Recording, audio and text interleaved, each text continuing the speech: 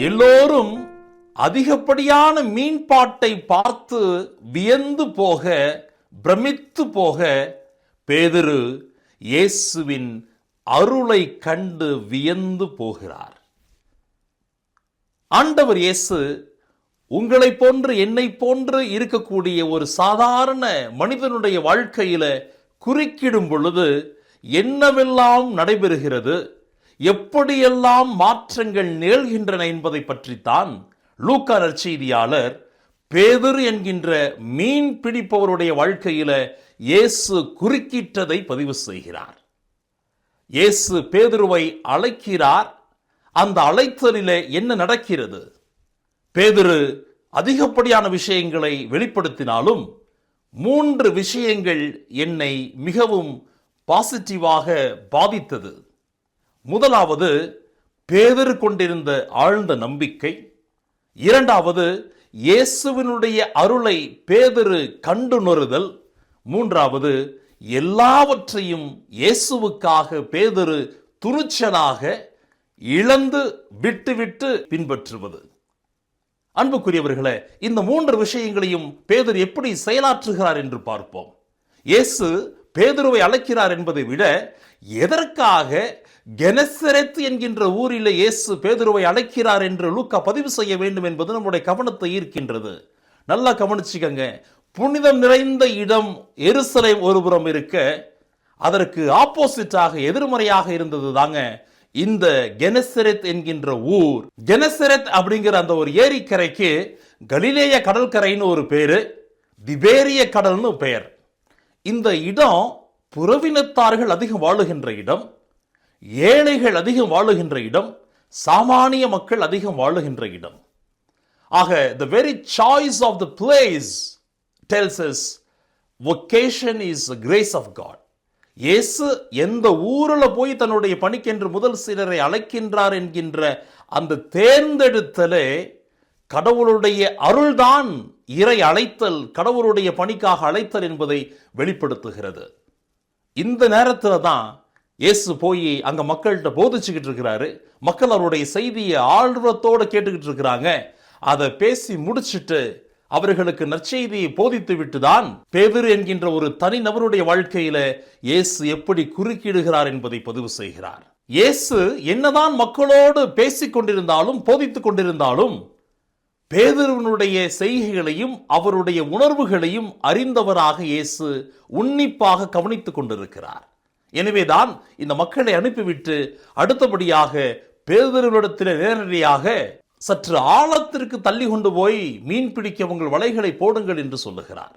உடனே அதுக்கு பேதுரு என்ன செய்யறாரு பாருங்க. ஐயா, நல்லா கவனிச்சுக்கங்க. இயேசு பேதுரு கிட்ட பேசும் பொழுது பேதுரு எப்படி ரெஸ்பாண்ட் பண்றாரு, முதல்ல எப்படி அட்ரஸ் பண்றாரு இயேசுவை? ஐயான்னு சொல்றார். ஐயா, இரவு முழுவதும் நாங்கள் பாடுபட்டு உழைச்ச, ஒண்ணுமே கிடைக்கல, ஆயினும் உமது சொற்படியே வலைகளை போடுகிறேன். இந்த இடத்துல நீங்களும் நானும் இருந்திருந்தோம்னா என்ன செஞ்சிருந்திருப்போம்? நம்மளுடைய உடல் உழைப்பு, உடல் சோர்வு, மன ரீதியாக நாம் ஒண்ணுமே கிடைக்கலையேங்கிற ஒரு அதிருப்தி, ஒரு வெறுமை, ஒரு ஏக்கம், ஒரு ஏமாற்றம் இருக்கக்கூடிய இந்த நிலைமையிலையும் பேதுரு என்ன சொல்றாரு பாருங்க. இரவு முழுவதும் நாங்கள் பாடுபட்டு உழைச்சு ஒண்ணுமே கிடைக்கல, ஆயினும் உமது சொற்படி வலைகளை போடுகிறேன். இந்த இடத்துல பேதுரு ஒரு ஆழ்ந்த நம்பிக்கையை வெளிப்படுத்துகிறார். என்னதான் தன்னுடைய உடல் சோர்வு இருந்தாலும், அவர் இயல்பாகவே ஒரு மீன் பிடிப்பவராக இருந்தாலும், தன்னுடைய அறிவு, அனுபவம், திறமை, உடல் சோர்வு மற்றும் மீன் பிடிப்பதற்கான சிறந்த நேரம் இரவு என்று சொல்வார்கள். பகலில் இயேசு போகலாம் என்று சொல்லும் போது கூட எல்லா விதமான முரண்பாடுகளையும் பேதுரு ஓரமாக ஒதுக்கி வச்சுட்டு, ஆயினும் உமது சொற்படி வலைகளை போடுகிறேன் சொல்றார். இன்னைக்கு நம்மளுடைய வாழ்க்கையிலும் சோர்வுகளை மட்டும்தான் பார்க்கிறோம், ஏமாற்றங்களை மட்டும்தான் பார்க்கிறோம். ஆனால் பேதுரு என்ன செய்யறாரு?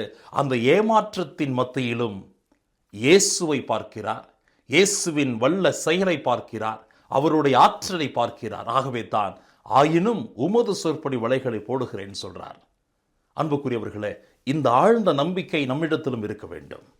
எதற்காக இயேசுவை பேதுரு ஐயான்னு கூப்பிடணும்? அதுக்கு முன்னாடி 4வது அதிகாரத்தில் 38 பார்த்தீங்கன்னு சொன்ன லூக்கா நற்செய்தியில பேதுருனுடைய மாமியார் இயேசு குணப்படுத்துவார். ஆகவே இவருக்கும் இயேசுவுக்கும் ஒரு தொடர்பு இருக்கின்றது, தெரியும், அவ்வளவுதான். அதிகபட்சமான அனுபவம் கிடையாது. அப்படியாப்பட்ட சூழல்ல போய் இவர் இயேசுவுக்காக அந்த வலையை போட்ட உடனே அவருடைய வார்த்தையை நம்பி அதிகப்படியான மீன் பிடிகளை பார்க்கிறார். எந்த அளவுக்கு அதிகப்படியான மீன்பாடு இருக்குன்னு பார்த்தீங்கன்னு சொன்னா, பேதுரு மற்ற நண்பர்களையும் உடனுக்கு உதவிக்கு அழைக்கிறார். மேலும் அவர்களுடைய வலைகளும் கிளிய தொடங்குதுன்னு போட்டிருக்கிறார். அவ்வளவு அதிகப்படியான மீன்பாடு.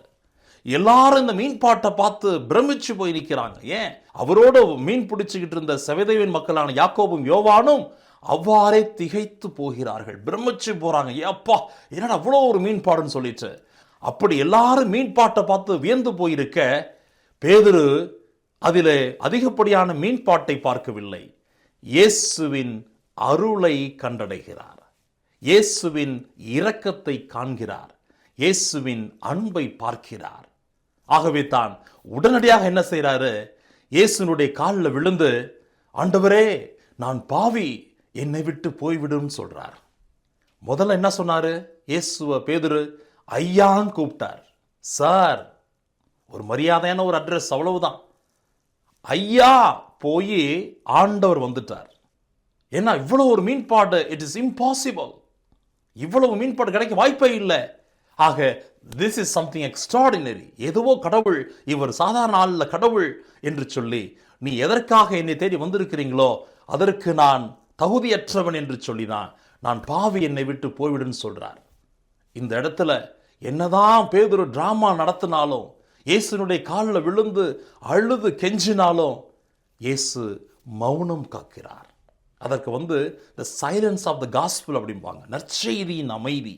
அதாவது அந்த இடத்துல இயேசு எந்த ஒரு டயலாக்குமே பேசல, அமைதியாக இருக்கிறார். பேதுரு தன்னுடைய எல்லாவற்றையும் வெளிக்கொண்டு வர, எல்லாவற்றையும் இயேசுவிடத்தில் கொட்டி தீர்க்க வழியை ஏற்படுத்தி கொடுக்கிறார் இயேசு. அப்ப இயேசுனுடைய காலில் பேதுரு உட்கார்ந்து அழுகும் பொழுது, நான் பாவின்னு சொல்லும் பொழுது இயேசு என்ன நினைச்சிருப்பாரு, பிளடி பீட்டர், பேதுரு நீ பாவின்னு எனக்கு தெரியும் பேதுரு, அந்த பாவத்து நிமித்தம் தான் நான் உன்னை தேடி வந்திருக்கிறேன். It is because of this unworthiness that I have come in search of you. உன்னை தேடி வந்ததற்கான முழு முதற் காரணமே உன்னுடைய பாவ நிலையும் தகுதியற்ற நிலைமையும் தான். கவலைப்படாத, என் அருள் உனக்கு போதும். என்னுடைய இரக்கம் உன்னுடைய பாவத்தை விட மிகப்பெரியது. என்னுடைய அன்பும் இரக்கமும் மன்னிப்பும் உன்னுடைய அற்ப பாவத்தை காட்டிலும் பன்மடங்கு பெரியது என்பதை இயேசு அவருக்கு வெளிப்படுத்த இனிமேதான் ஆரம்பிக்கின்றார். இயேசு பேதுருவை தேடி வந்தது பேதுருவை உடன் அழைத்து செல்வதற்கு, கூட கூட்டிட்டு போறதுக்கு. ஆனா பேதுரு என்ன சொல்றாரு, நான் பாவி, என்னை விட்டு போய்விடும் சொல்றார். உனக்கு எனக்கு எந்த ஒரு தொடர்பு வேணாம், நான் இந்த ஒரு பாவ நிலையிலே இருந்துகிறேன், எனக்கு இதுவே போதுன்னு சொல்றார். இந்த அளவுக்கு இவர் தன்னுடைய பாவத்தை மட்டும் பார்த்திருந்தார் என்று சொன்னால், மன்னிப்பின் ஆண்டவர், மன்னிப்பின் இரக்கத்தின் ஊற்று பக்கத்தில் நிற்கும் பொழுது, ஆண்டவரே நான் பாவி, என்னை மன்னின்னு கேட்கலங்க.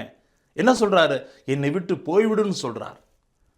நம்முடைய வாழ்க்கையிலையும் நம்ம பாவத்தை மட்டும் பார்க்கும் பொழுது, நம்முடைய தகுதியற்ற தன்மையை மட்டும் நீங்க அதிகப்படுத்தி மிகைப்படுத்தி பார்க்கும் பொழுது, இந்த பாவம், இந்த தகுதியற்ற தன்மை, இது போன்ற விஷயங்கள் எல்லாம் கடவுளின் அருளையும் இரக்கத்தையும் அடைவதற்கு முயற்சி செய்வதற்கு நமக்கு தடையாக இருக்கின்றன. அந்த இன்ஃபீரியாரிட்டி காம்ப்ளெக்ஸ் தாழ்வு மனப்பான்மை எந்த அளவுக்கு பேதுருவுக்கு இருந்துச்சுன்னு பார்த்தீங்கன்னு சொன்னா, குற்ற உணர்ச்சி, நான் பாவி, நான் ஒன்றும் இல்லாதவன், நான் தகுதியற்றவன் என்கின்ற எண்ணம் இயேசுவினிடத்தில் மன்னிப்பை இறைஞ்சு வேண்டுவதற்கும் தடையாக இருக்கின்றன. நம்முடைய வாழ்க்கையிலையும் நம்முடைய பாவத்தை மட்டும் பார்க்கக்கூடாது, நம்ம தகுதியற்ற தன்மையை மட்டும் பார்க்கக்கூடாது. அந்த உணர்வு வேண்டும். ஆனால் அதைவிட இயேசுவினுடைய அன்பும் இரக்கமும் மன்னிப்பும் மிகப்பெரியது, எப்பொழுதும் நமக்கு கிடைக்கக்கூடியது என்பதை நாம் உணர்ந்து வாழ வேண்டும்.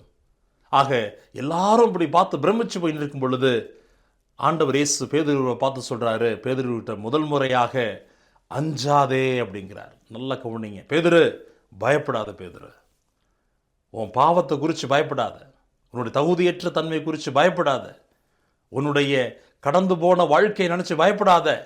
அடுத்து என்ன சொல்றாரு, இன்று முதல் நீ மனிதனை பிடிப்பவனாவாய். அந்த இடத்துல அந்த இன்று முதல் அப்படிங்கிற கருத்து முக்கியமானதுங்க. ஃப்ரம் டுடே, நவ் ஆன்வர்ட்ஸ், இந்த நொடி பொழுதிலிருந்து நீ மனிதனை பிடிப்பவனாவான்னு சொல்றார். இது என்ன அர்த்தம் தெரியுங்களா?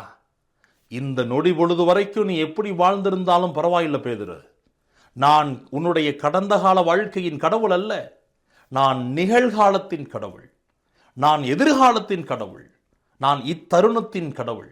No matter what you have been so far, இன்னையிலிருந்து நீ என்னோட இணைந்து பயணிக்க போற. we are going to work together, we are going to be companions, உடன் உழைப்பாளிகளாக இருக்க போகிறோம் என்று சொல்லிதான் பேதுருவுக்கு இந்த ஒரு ஆழ்ந்த ஒரு உயர்ந்த ஒரு அந்தஸ்தை கொடுத்து அவருடைய பணிக்கென்று அழைக்கிறார். அன்புக்குரியவர்களே, இதை சொன்ன பொழுது இயேசு வார்த்தையை பேதுரு நல்ல உள்வாங்கி எல்லாவற்றையும் விட்டுவிட துணிகிறார். இரண்டாவது முறையாக பேதுரு இயேசுவின் மீது உண்மையான ஆழ்ந்த நம்பிக்கையை வெளிப்படுத்துகிறார். முதல்ல ஆயினும் உமது சொற்புடைய வலைகளை போடுகிறேன்னு சொன்னாரு. இப்ப பாருங்க, பேதுரு அஞ்சாத, பயப்படாத, என்னுடைய அன்பும் இரக்கமும் உன்னுடைய பாவத்தை விட மிகப்பெரியது என்று சொன்ன பொழுது அதை நம்புகிறார், அதை ஏற்றுக்கொள்கிறார். அதன் விளைவாகத்தான் பேதுரு இயேசு பேதுருவை சொல்லாமலேயே பேதுரு தானாக எல்லாவற்றையும் விட்டுவிட்டு தன்னுடைய நண்பர்களோடு இயேசுவை பின்பற்றுகிறார். அதாவது இயேசுவுக்காக பேதுரு படகை விட்டு விடுவதோ உறவுகளை விட்டு விடுவதோ ரொம்ப கஷ்டம் கிடையாது. ஆனால் தன்னுடைய பாவ நிலை, ஐயோ நான் பாவி என்கின்ற தாழ்வு மனப்பான்மை, என்னால் இந்த தவறுகளிலிருந்து மீண்டு வர முடியுமா, என்னுடைய இந்த பாவ பழைய நிலைமையிலிருந்து என்னால் மாற்றிக்கொள்ள முடியுமா என்கின்ற அந்த குற்ற உணர்ச்சியையும் தாழ்வு மனப்பான்மையும் இயேசு சொன்ன பொழுது பேதுரு விட்டார் பாருங்க. அதுதான் முக்கியமானதாக நான் பார்க்கிறேன். The man believed in the future. இன்றைய நாளிலிருந்து என்னால் நிச்சயமாக ஒரு மாறுபட்ட வாழ்க்கை மாற முடியும், வாழ முடியும் என்கின்ற அந்த நம்பிக்கை இருந்துச்சு பாருங்க தன் மீது முதல்ல. That is great of Peter. ஆக இந்த நாளில் முதல் சீடரை இயேசு அழைக்கிறார், திருத்துதராக மாற்றுகிறார். அன்புக்குரியவர்களே, பேதுரு தன்னிடம் இருக்கக்கூடிய பாவத்தையோ பாவ நிலையையோ இயலாமையோ கடவுள்கிட்ட ஒப்படைக்கிறார், ஒரு தட்டில் கொடுக்கிறார். அதற்கு ஆண்டவர் இயேசு என்ன பதிலாக கொடுக்கிறார்? மன்னிப்பையும் இரக்கத்தையும் அன்பையும் கொடுக்கிறார். எனவே பேதுருடைய வாழ்க்கையில் குறுக்கிட்ட இயேசு நம் வாழ்க்கையிலும் குறுக்கிடுகிறார். அவருடைய குறுக்கீடுதலை நாம் உணர வேண்டும், குறுக்கீடுதலை உணர வேண்டும், அவருடைய வார்த்தைகளில் நம்பிக்கை வைக்க வேண்டும். அப்பொழுதுதான் நாமும் பேதுருவைப் போல ஆழ்ந்த நம்பிக்கை உள்ளவர்களாக, பேதுருவைப் போல நம்முடைய வாழ்க்கையில் இயேசுவினுடைய அருளை பார்க்க முடியும்.